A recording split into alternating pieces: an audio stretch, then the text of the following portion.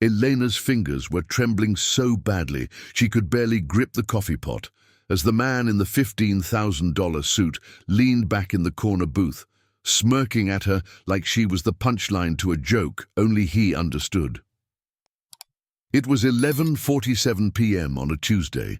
The diner was empty except for him and the cook, who'd passed out in the back after his third energy drink. And her rent was due in 13 hours with exactly $207 standing between her and eviction.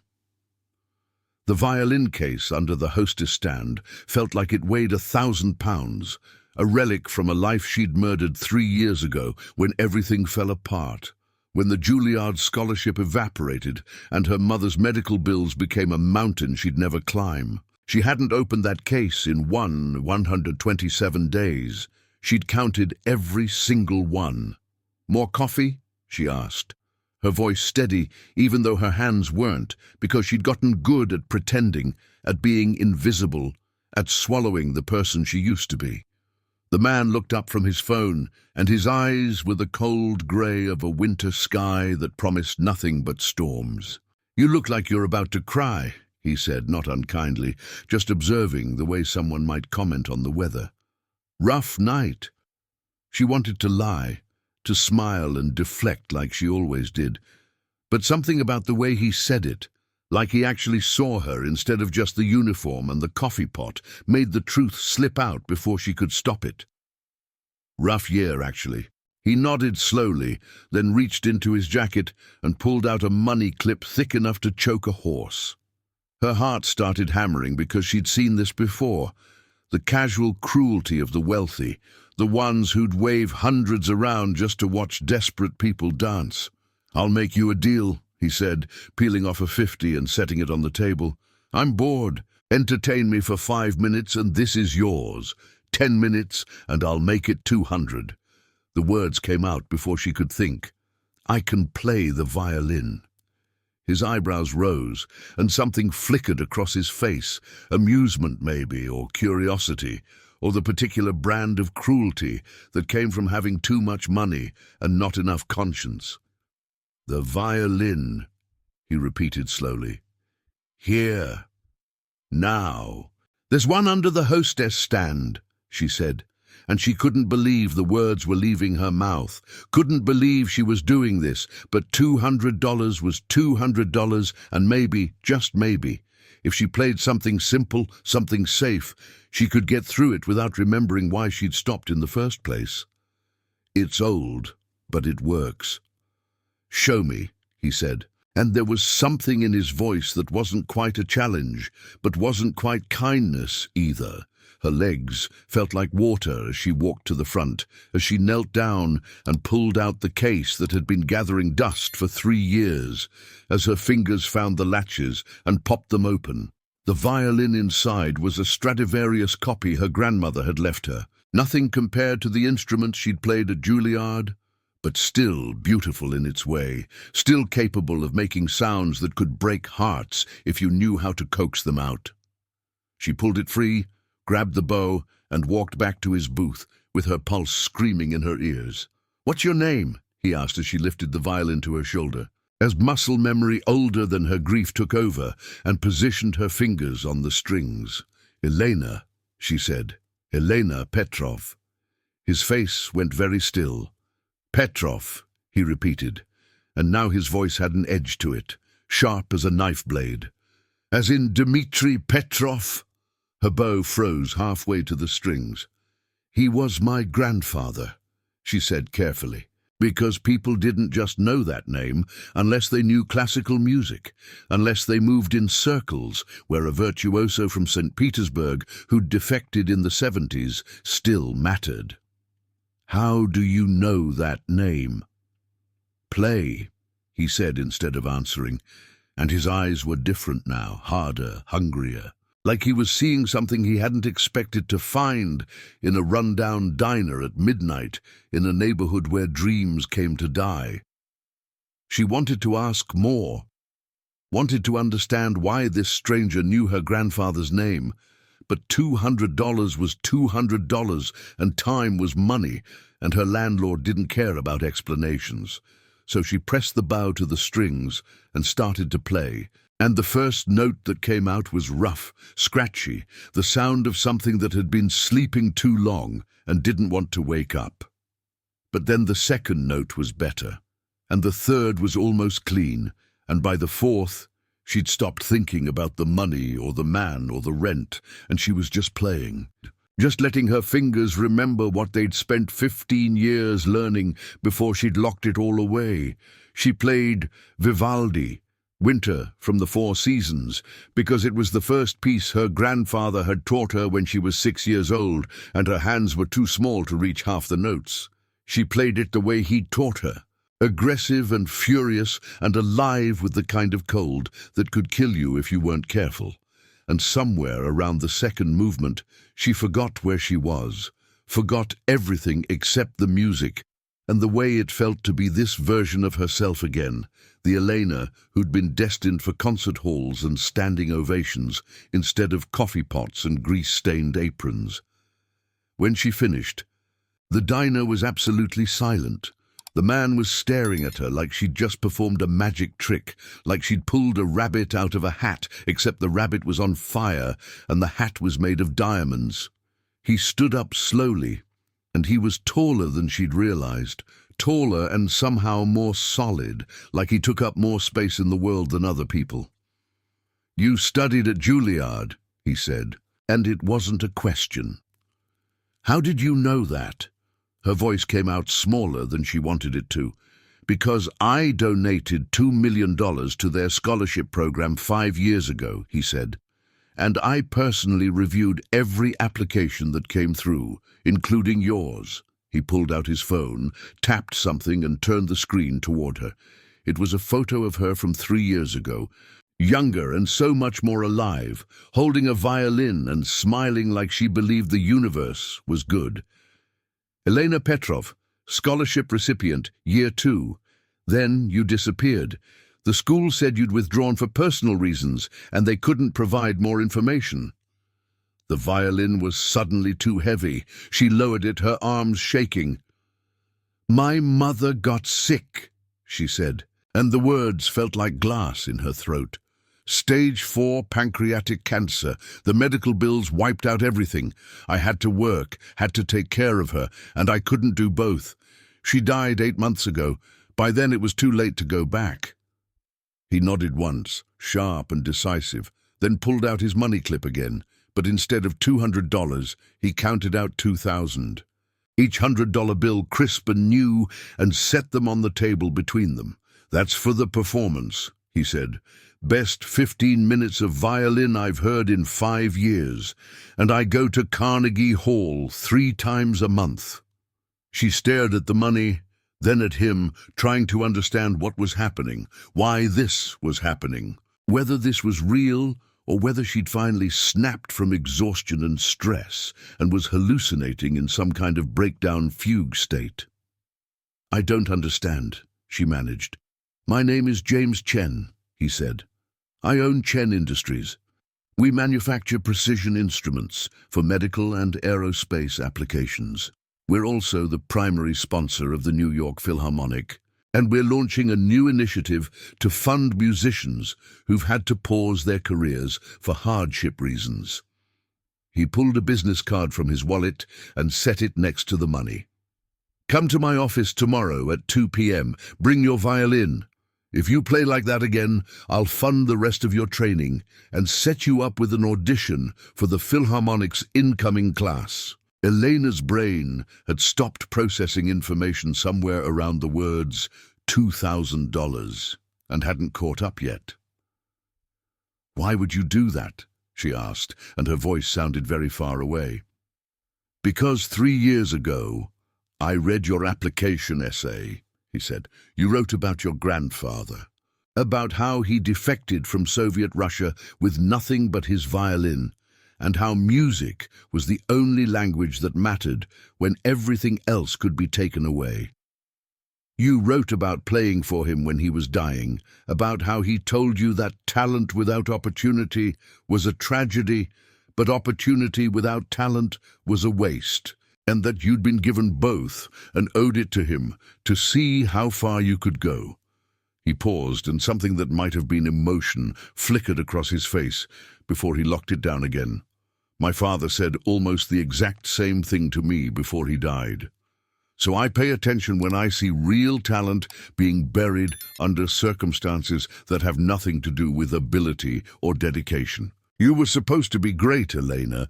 Maybe you still can be. She looked down at the money, at the business card, at the violin in her hands, that suddenly felt less like a gravestone and more like a key. I haven't performed in 3 years, she said. I'm out of practice. I'm not that person anymore. You just played Vivaldi Winter at performance level after 3 years away from the instrument, he said. You're exactly that person. You just forgot for a while. He picked up his coat from the booth, shrugged into it with the ease of someone who'd never had to worry about whether it would be warm enough. 2 p.m. tomorrow. Don't be late. And Elena. He paused at the door, looked back at her one more time.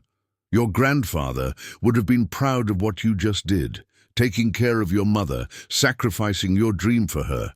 That took more courage than any performance ever could. But he'd also want you to know that the story doesn't have to end here. Sometimes we get second acts if we're brave enough to reach for them. Then he was gone, the door swinging shut behind him, the bell overhead chiming once in the sudden silence. Elena stood there in the empty diner with $2,000 on the table and a violin in her hands, and absolutely no idea whether any of that had really happened or whether she'd finally lost her mind from stress and exhaustion and grief. She looked down at the business card. James Chen, CEO, Chen Industries, with an address in Midtown that she'd have to look up, but that she knew would be real because men like that didn't hand out fake business cards in diners at midnight.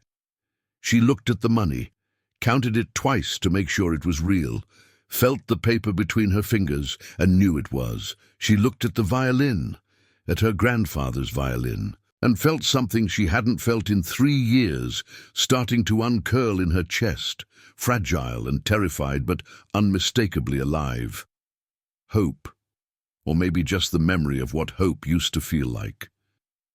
She closed up the diner at 12:30 a.m., locked the doors with shaking hands, and walked the 6 blocks to her apartment with the violin case in one hand and $2,000 in her pocket, feeling like a bomb that might go off at any moment. She didn't sleep. She sat on her mattress on the floor of her studio apartment that didn't have heat and practiced Vivaldi until her fingers bled, until the sun came up and she could hear her neighbors starting their days, until she'd played it 50 times and each time was better than the last, until she started to remember not just the notes, but the feeling. The reason she'd fallen in love with this in the first place, when she was 6 years old and the world was enormous and full of possibility. At 1:30 p.m., she put on the only professional clothes she still owned, a black dress that was 3 years out of style but still fit, and took 3 buses to Midtown because she couldn't afford a cab and wouldn't waste money on one, even with $2,000 in her account now, because $2,000 wasn't actually that much when you'd been poor for 3 years and knew exactly how fast it could disappear. The Chen Industries building was 60 stories of glass and steel, and the kind of architecture that screamed money so loudly you could hear it from space. The lobby had marble floors and a security desk with 3 guards and a receptionist who looked at Elena like she was something someone had tracked in on their shoe. But she had James Chen's business card, and when she showed it to the receptionist, the woman's expression changed from contempt to shock to professional courtesy so fast it would have been funny if Elena's heart hadn't been trying to hammer its way out of her chest.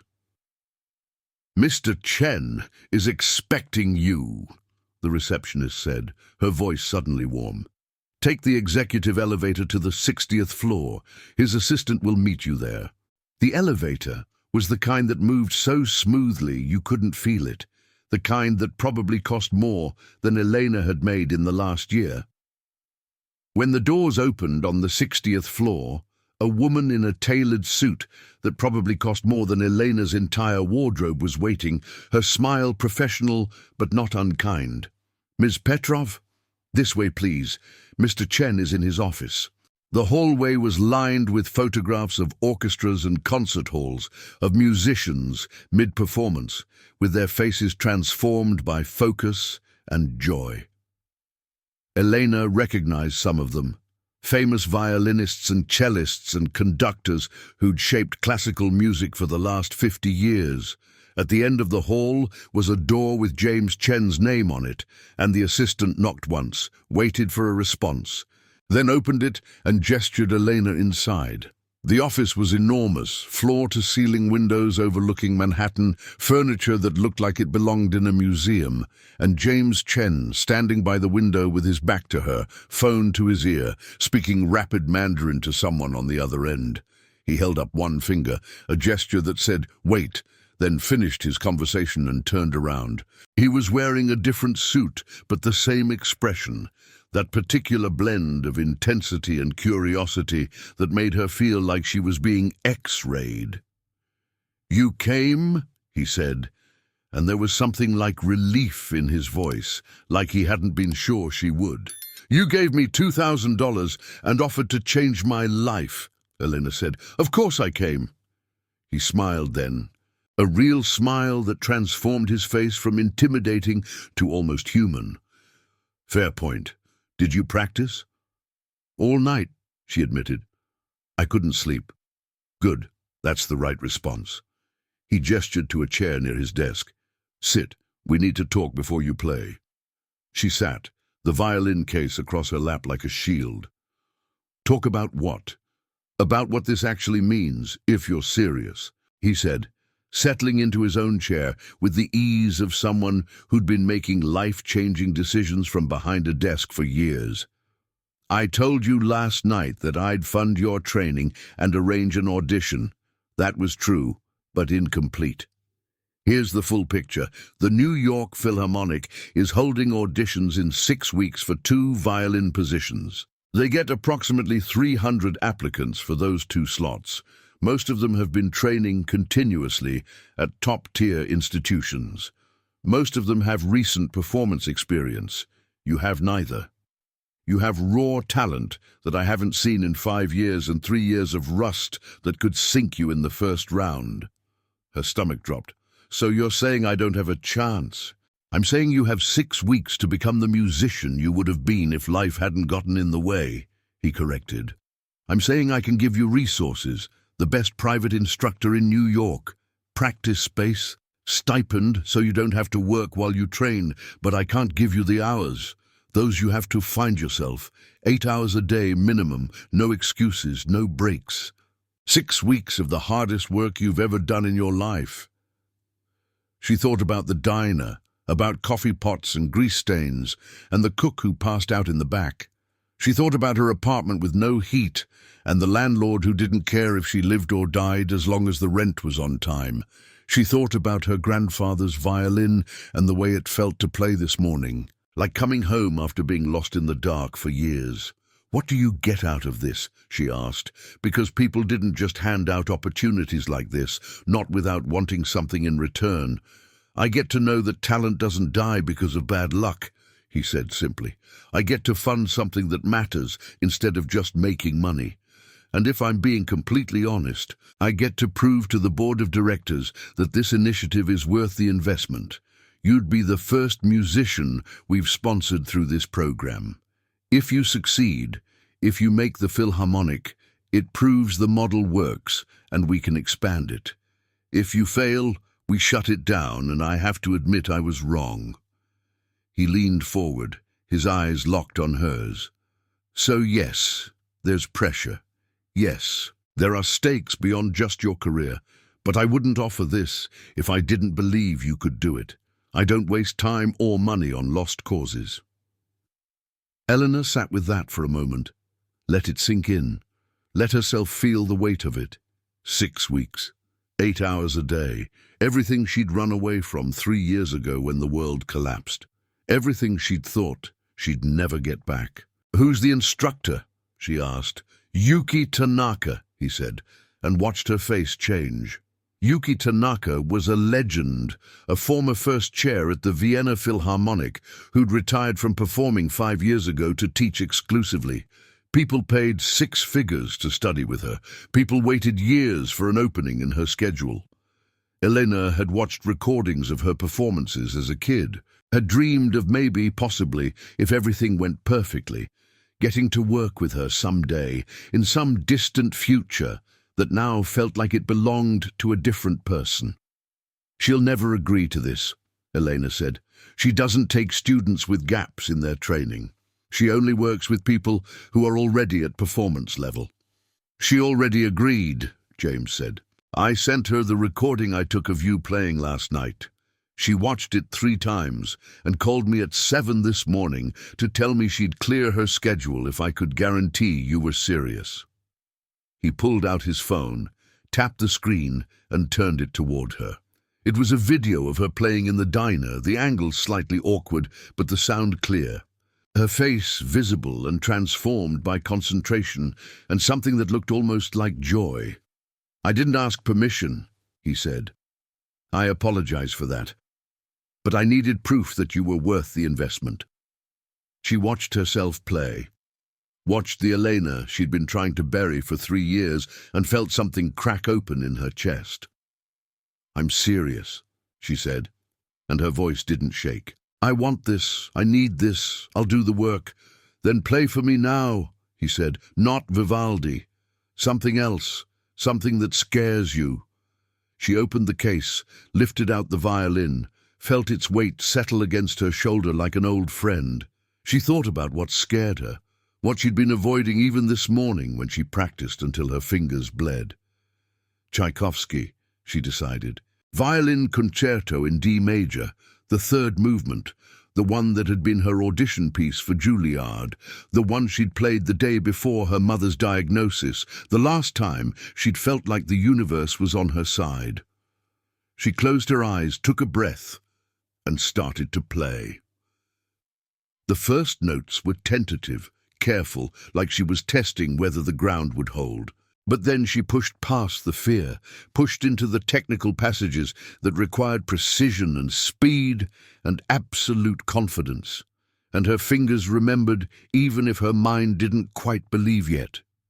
She played the whole movement, 7 minutes of music that demanded everything she had, and then a little bit more. And when she finished, her hands were shaking, but the last note hung in the air like a promise. James Chen was silent for a long moment, then nodded once. "You'll start tomorrow," he said. "Yuki's studio at 9 a.m. I'll have my assistant send you the address and arrange the stipend. Enough to cover rent and food so you can focus. Don't be late. Don't waste this." And Elena. He waited until she met his eyes. "You're going to fail a lot over the next 6 weeks. You're going to have days where you think you made a mistake, where you want to quit, where the gap between where you are and where you need to be feels impossible. That's normal. That's part of the process. Push through it. The only way you actually fail is if you stop showing up." She nodded, not trusting her voice, and carefully packed the violin back into its case. Her hands were steadier now, her breathing more even, like some part of her that had been holding its breath for 3 years had finally exhaled. She stood, shook his hand, professional and formal even though she wanted to hug him or cry or possibly both. "Thank you," she managed. "I don't know how to thank you for this." "Win the audition," he said. "That's all the thanks I need." The next 6 weeks were the hardest of Elena's life, harder than watching her mother die, harder than dropping out of Juilliard, harder than every shift at the diner combined. Yuki Tanaka was a 5-foot-tall force of nature who didn't believe in encouragement or coddling or anything except perfection pursued with relentless, exhausting intensity.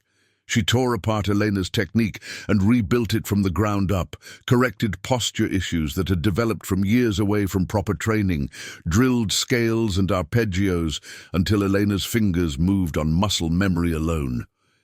8 hours a day became 10, then 12, because Elena couldn't stop, couldn't afford to stop. couldn't let herself think about what would happen if this didn't work. She practiced until her fingers bled, taped them up, kept practicing. She practiced until she dreamed in music, until she heard melodies in the subway and harmonies in traffic noise.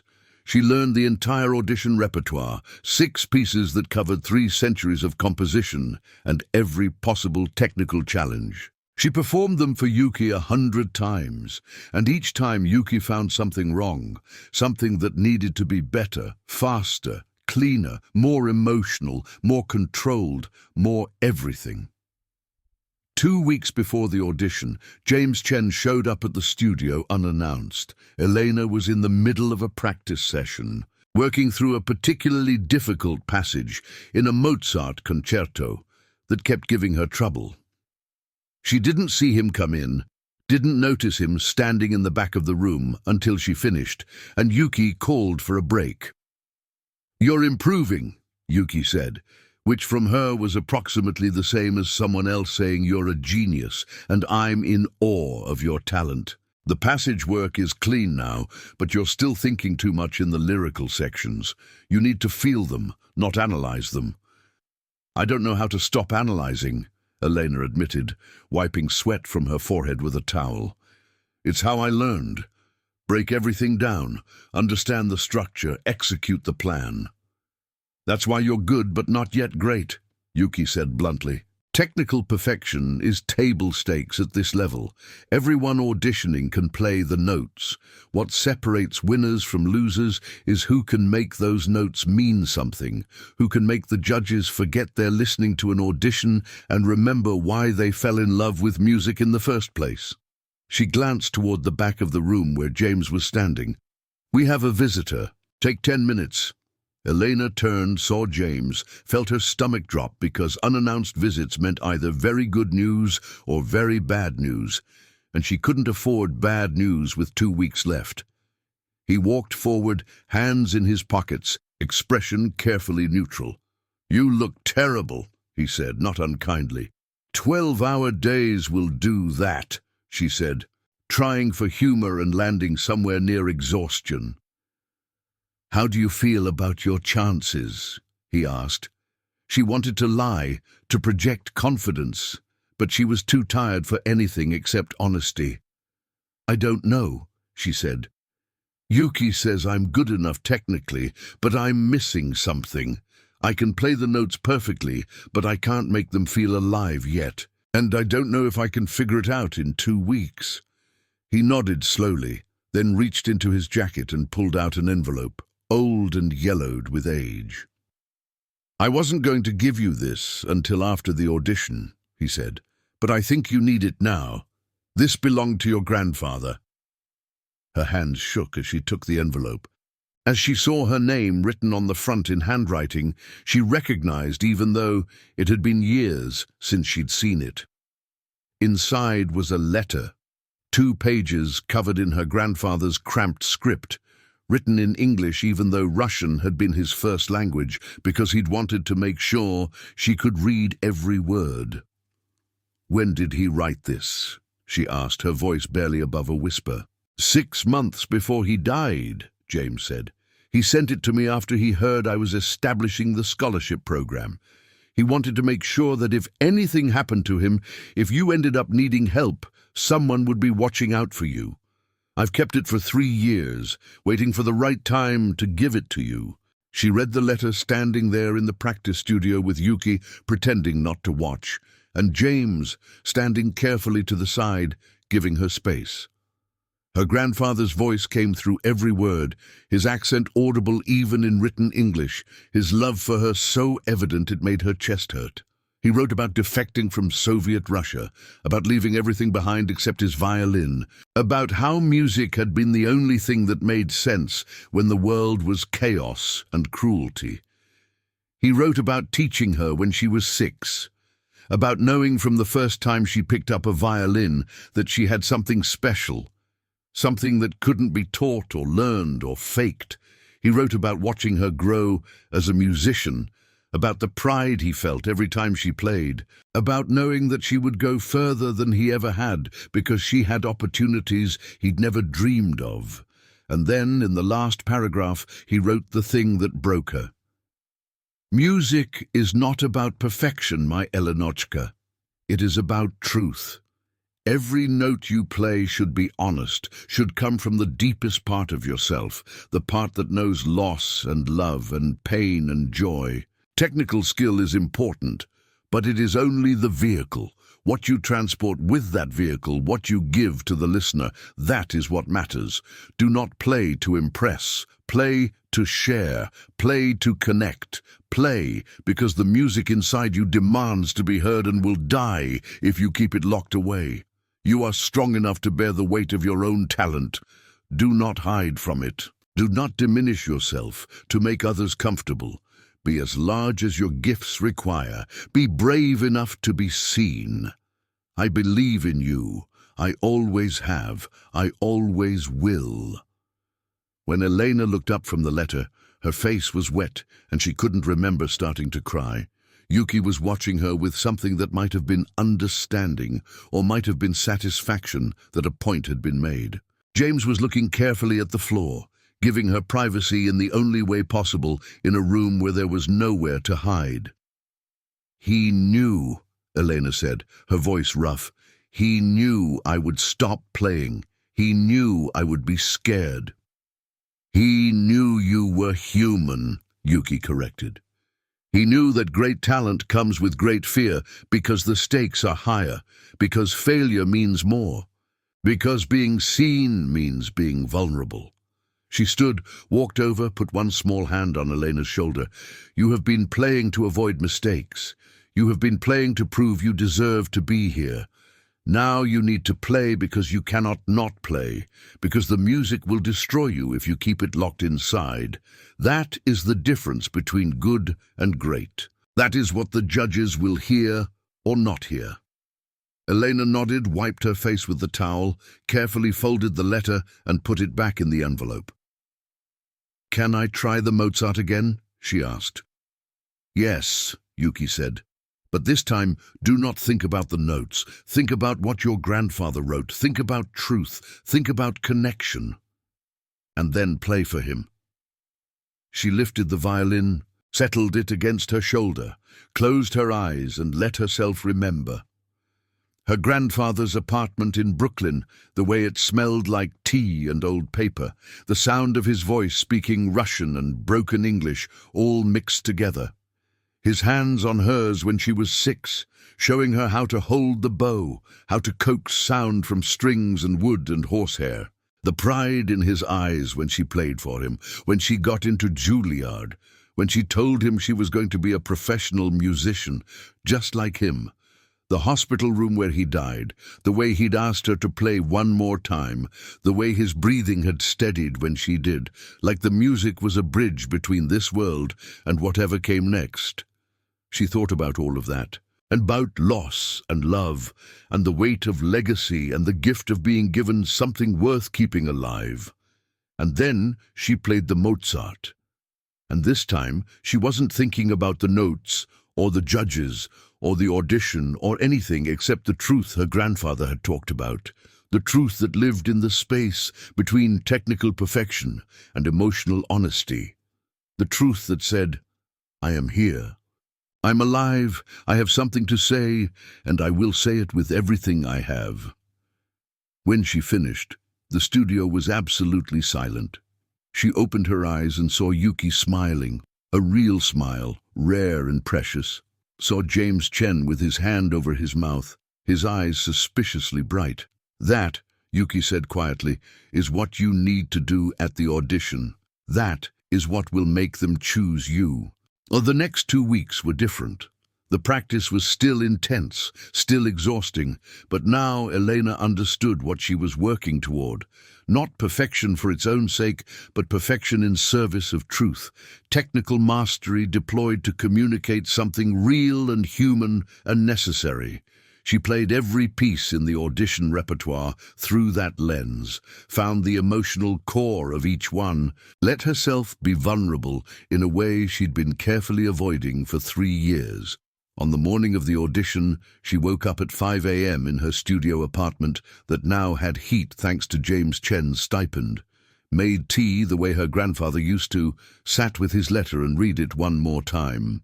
Then she got dressed in the black dress she'd worn to Chen Industries that first day, carefully packed her violin, and took the subway to Lincoln Center, where the auditions were being held.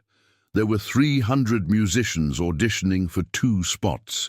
She was number 217, which meant hours of waiting, hours of listening to other violinists play through the walls of the practice rooms, hours of her anxiety building and building until she thought she might explode. But every time the fear got too loud, she touched the letter in her pocket, reminded herself what her grandfather had written, what Yuki had taught her, what James Chen had risked on her. When they finally called her number, when she walked into the audition room and saw the panel of 6 judges sitting behind a screen because the auditions were blind, she felt something settle in her chest. This was it. This was everything. She played all 6 pieces they requested, moved through them with technical precision and emotional honesty, gave them the truth her grandfather had talked about, let herself be seen even though they couldn't actually see her. When she finished the last note of the last piece, there was a long silence. Then one of the judges spoke, a woman's voice, carefully neutral. "Thank you, number 217. We'll let you know within 2 weeks." She packed her violin, walked out of the room on legs that felt like jelly, and found James Chen waiting in the hallway, even though she hadn't told him when her audition was scheduled. "How did you know?" she asked. "I made it my business to know," he said. "How do you feel?" "Like I did everything I could," she said honestly. "Like I played the best I've ever played in my life. Whether that's good enough, I don't know." "It will be," he said with absolute certainty. "Trust me, I heard you practice. You're what they're looking for, even if they don't know it yet." The 2 weeks of waiting were torture. Elena went back to the diner because she needed something to do, needed to not spend every minute obsessing over the audition. The manager welcomed her back with genuine warmth. And for the first time, she looked at the place and saw not a graveyard for dreams, but just a diner, just a job, just a thing she did to pay rent while waiting for something better. On the 14th day, exactly at 5 p.m., her phone rang. Unknown number. She answered with shaking hands. "Is this Elena Petrov?" a woman's voice asked. "Yes," she managed. "This is Maria Santos, Personnel Director for the New York Philharmonic. I'm calling to inform you that you've been selected for one of our violin positions, pending background check and contract negotiation. We were extremely impressed with your audition. Your technical skill is excellent, but what really set you apart was the emotional maturity in your playing. You made us feel something, and that's increasingly rare. We'd like you to start rehearsals in 6 weeks. Can you make that work?"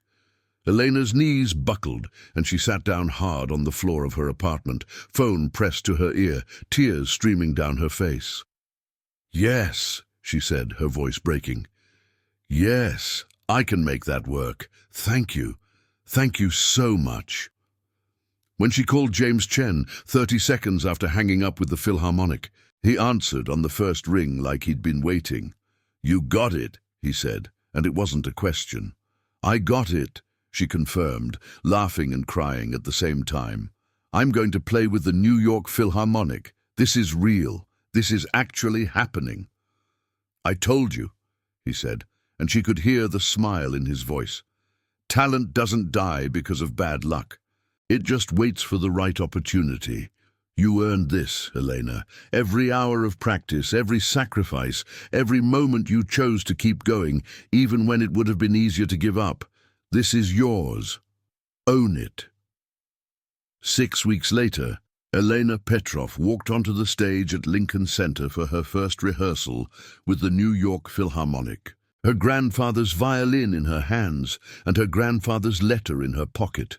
The other musicians nodded to her, professional and welcoming, and when the conductor raised his baton and the music started, she played like her grandfather had taught her, with technical precision and emotional truth. with the knowledge that she'd been given a second chance and had taken it with both hands and refused to let go. After rehearsal, she found James Chen waiting in the lobby, and this time there was a camera crew with him, journalists with microphones, because apparently the story of the diner waitress who became a Philharmonic violinist was the kind of feel-good narrative that the media loved. "You don't have to do this," he said quietly before the reporters descended. "You don't owe me or anyone else your story." "I want to," she said, "because maybe someone else is working at a diner somewhere, thinking their dream is dead. And maybe if they hear this, they'll realize it's not, that sometimes you get second acts if you're brave enough to reach for them. That talent and hard work and a little bit of luck can actually be enough." So she told her story, and it went viral like James had probably known it would, and within a week, the Chen Industries Scholarship Program had 1,000 applications from musicians who'd had to pause their careers for hardship reasons. She played her first concert with the Philharmonic to a sold-out audience that included James Chen in the front row and the manager from the diner in the back.